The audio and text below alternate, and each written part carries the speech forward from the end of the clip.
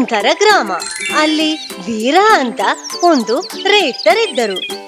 ಕಡಿನ ಕೆಲಸಗಾರ ಆಗಿರೋ ವೀರರಿಗೆ ತುಂಬಾ ಕೃಷಿ ಸ್ಥಳಗಳು ಮತ್ತೆ ಹೆಸರುಗತ್ತೆಗಳು ಇತ್ತು. ಇವತ್ತು ನಮ್ಗೆ ಖುಷಿನೇ. ಬಹಳ ಹುಲ್ಲಿದೆಯಲ್ಲ? ಹೌದು ಹೌದು, ತುಂಬಾ ಇದೆ. ಬೇಗ ತಿನ್ನು, ರೈತರು ಬರೋದಕ್ಕೆ ಟೈಮ್ ಆಗ್ತಿದೆ. ಹಾಗೆ ಇರುವಾಗ ಒಂದು ದಿವಸ ರಾತ್ರಿ ಒಂದು ಭೀಕರ ಕರಡಿ ಅವರ ಕೃಷಿ ಸ್ಥಳಕ್ಕೆ ಬಂತು. ಕೃಷಿ ಸ್ಥಳ ಸಖತ್ತಾಗಿದೆ. ಇಲ್ಲಿ ತಿನ್ನಕ್ಕೆ ತುಂಬಾ ಹಣ್ಣುಗಳು, ತರಕಾರಿಗಳು ಮತ್ತೆ ಗೂಬೆ ಹೆಸರುಗತ್ತೆಗಳು ಇದೆ.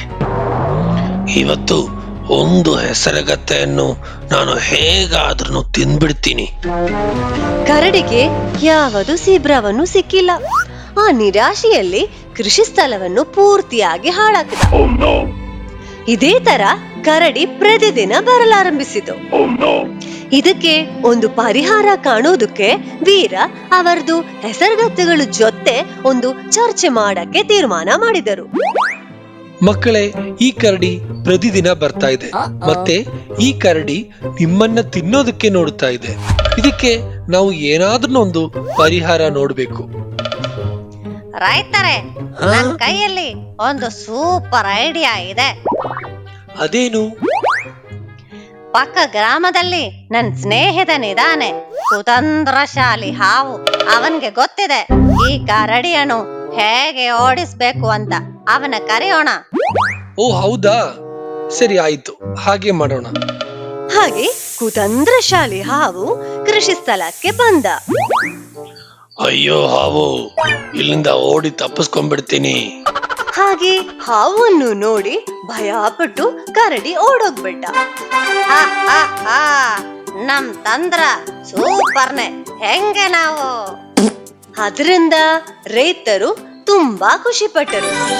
ಒಂದನೊಂದು ಕಾಲದಲ್ಲಿ ಒಂದು ಕಾಡಲ್ಲಿ ಲೂಣ ಅಂತ ಒಂದು ಬೆಕ್ಕು ಮತ್ತೆ ಬನ್ನಿ ಅಂತ ಒಂದು ಕರಡಿ ಇತ್ತು. ಅವರಿಬ್ರು ತುಂಬಾ ಒಳ್ಳೆ ಫ್ರೆಂಡ್. ಬನ್ನಿ, ಯಾವಾಗ್ಲೂನು ಕಾಫಿ ಕುಡಿತಾನೆ ಇರ್ತೀಯ? ಏನ್ ಮಾಡೋದು, ಬೆಳಗ್ಗೆಯಿಂದ ತುಂಬಾ ಹಸು ಆಗ್ತಿದೆ, ತಿನ್ನಕ್ಕೂ ಏನು ಸಿಗ್ತಾ ಇಲ್ಲ. ಒಂದು ಕೆಲ್ಸ ಮಾಡೋಣ. ನಮ್ಮ ಸ್ನೇಹಿತನು ಕಬೀಶ್ ಕೋತಿ ಇದಾನಲ್ಲ, ಅವನ ಹತ್ರ ತುಂಬಾ ಬಾಳೆಹಣ್ಣುಗಳಿದೆ. ನಮ್ಗೆ ಅದರಿಂದ ಸ್ವಲ್ಪ ಕದಿಯೋಣ. ಅಯ್ಯೋ, ಕಳ್ಳತನ ಎಲ್ಲ ನಮಗೆ ಬೇಡ. ನಮಗೆ ಕಪೀಶ್ ಹತ್ರ ಕೇಳೋಣ. ಕೇಳಿದ್ರೆ ಅವನು ಕೊಡ್ತಾನೆ, ಅವನು ತುಂಬಾ ಒಳ್ಳೆಯವನು. ಹಾಗೆ ಅವರಿಬ್ರು ಹಣ್ಣು ಇಸ್ಕೊಳ್ಳಕ್ಕೆ ಕಬೀಶ್ ಕೋತಿ ಹತ್ರ ಹೋಗ್ತಿದ್ದಾರೆ. ಲೇ ಕಬೀಶ, ತುಂಬಾ ಹಸು ಆಗ್ತಿದೆ, ಸ್ವಲ್ಪ ಬಾಳೆಹಣ್ಣು ಕೊಡು. ನನ್ ಹಣ್ಣೆಲ್ಲ ನಿನ್ಗೆ ಕೊಟ್ಟು ನಾನೇನ್ ತಿನ್ನೋದು? ಕೊಡಕ್ಕಾಗಲ್ಲ, ಹೋಗು. ಫಸ್ಟ್ ನಾವು ಕಳ್ಳತನ ಮಾಡ್ಬೇಕು ಅಂತ ತೀರ್ಮಾನ ಮಾಡಿದ್ದು. ನಾವು ಕೇಳಿದ್ರೆ ನೀನು ಹಣ್ಣು ಕೊಡ್ತೀಯ ಅಂತ ನಂಬಿಕೆ ಇಟ್ಕೊಂಡು ಇಲ್ಲಿಗೆ ಬಂದೆ, ಗೊತ್ತಾ? ನಿನ್ಗೆ ಇಷ್ಟು ಸ್ವಾರ್ಥ ಬುದ್ಧಿ ಇದೆ ಅಂತ ನಮಗೆ ಗೊತ್ತಾಗ್ಲಿಲ್ಲ. ಆಮೇಲೆ ನೋಡ್ಕೊಡ್ತೀನಿ ನಿನ್ನ. ಕಬೀಶ್ದು ಈ ಮಾತು ಕೇಳಿಸ್ಕೊಂಡು ನಿರಾಶರಾಗಿ ಅವರಿಬ್ರು ಅಲ್ಲಿಂದ ಹೊರಟ್ರು. ಆಗ್ಲೇ ನಾನ್ ಹೇಳಿದೆ ಕಳ್ಳತನ ಮಾಡೋಣ ಅಂತ. ನೀನ್ ಹೇಳಿದ್ದು ಸರಿನೇ. ಸರಿ, ಇವಾಗ ಏನ್ ಮಾಡೋದು? ತುಂಬಾ ಹಸು ಆಗ್ತದೆ ನನಗೆ. ಸರಿ, ಒಂದು ಕೆಲ್ಸ ಮಾಡೋಣ. ಪಕ್ಕ ಗ್ರಾಮದಲ್ಲಿ ಯಾವ್ದಾದ್ರೂ ಮನೆ ಒಳಗೆ ಹೋಗಿ ಯಾರಿಗೂ ತಿಳಿಯದೆ ತಿನ್ಕೊಂಡ್ ಬರೋಣ. ಬೇರೆ ದಾರಿ ಇಲ್ಲ ಅಂದ್ರೆ ಏನ್ ಮಾಡೋದು? ಸರಿ, ಹೋಗೋಣ ಬಾ. ಹಾಗೆ ಇದ್ದಾಗ ಅವರಿಬ್ರು ಪಕ್ಕ ಗ್ರಾಮಕ್ಕೆ ಹೊರಟ್ರು. ದಾರಿಯಲ್ಲಿ ಅವರದು ಸ್ನೇಹಿತ ಝಾರಾವನ್ನು ನೋಡಿದರು. ಯಾರಿದು? ಬನ್ನಿ ಮತ್ತೆ ಲೂಣನ ನೋಡಿ ತುಂಬಾ ದಿವಸ ಆಯ್ತಲ್ಲ, ಎಲ್ಲಿ ಹೋಗ್ತಿದ್ದೀರಾ?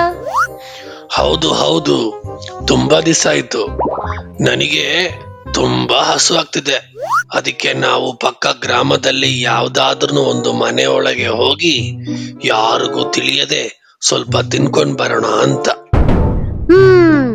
ಐಡಿಯಾ ಎಲ್ಲ ಚೆನ್ನಾಗಿದೆ. ಆದ್ರೆ ಅಲ್ಲಿರೋ ಯಾರಿಗಾದ್ರೂ ಗೊತ್ತಾಯ್ತು, ಲೂಣ ಈಸಿಯಾಗಿ ತಪ್ಪಿಸ್ಕೊಳ್ತಾಳೆ. ನೀನೇನ್ ಮಾಡ್ತೀಯ? ಅವಳ ತರ ನನ್ಗೆ ಓಡಕ್ಕಾಗುತ್ತಾ? ನೀನ್ ಹೇಳ್ತಿರೋದು ಸರಿನೇ, ಆದ್ರೆ ನನಗೆ ತುಂಬಾ ಹಸು ಆಗ್ತಿದೆ. ನಾನು ಯಾರ ಕಣ್ಣಲ್ಲೂ ಸಿಕ್ಕಲ್ಲ. ಹೇಗಾದ್ರೂ ತಿಂದ್ಬಿಟ್ಟು ಬರ್ತೀನಿ. ಹಾಗೆ ಅವರಿಬ್ರೂನು ಪಕ್ಕ ಗ್ರಾಮದಲ್ಲಿ ತಲುಪಿದರು. ಬನ್ನಿ, ಅಲ್ಲಿ ನೋಡು, ಒಂದು ದೊಡ್ಡ ಮನೆ, ಅಲ್ಲಿ ಹೋಗೋಣ. ಸರಿ ಆಯ್ತು, ನಮಗೆ ಆ ಮನೆ ಹಿಂದ್ಗಡೆಯಿಂದ ಒಳಗೋಗಿ ಚೆನ್ನಾಗಿ ತಿನ್ಕೊಂಡ್ ಬರೋಣ ಬಾ. ಅವರಿಬ್ರೂನು ಮನೆಯೊಳಗೆ ಹೋದ್ರು. ಲೂನಾ, ನಿನ್ನ ಐಡಿಯಾ ಸಖತ್ತಾಗಿದೆ. ಇಲ್ಲಿ ತಿನ್ನಕ್ಕೆ ಧಾರಾಳವಾಗಿ ಐಟಮ್ಸ್ ಇದೆ. ಬೇಗ ತಿನ್ನು, ಯಾರಾದ್ರೂ ಬರಕ್ ಮುಂಚೆ ಓಡ್ಬಿಡೋಣ.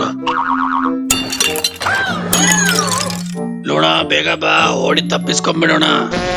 ಕೊನೆ ಸಾರಾ ಹೇಳಿದಂಗೆ ಲೂನಾ ಹೇಗೋ ತಪ್ಪಿಸ್ಕೊಂಡ್ಲು. ಬನ್ನಿ ಮಕ್ಕಳ ಕೈಯಲ್ಲಿ ಸಿಕ್ಕಾಗ್ಬಿಟ್ಟ.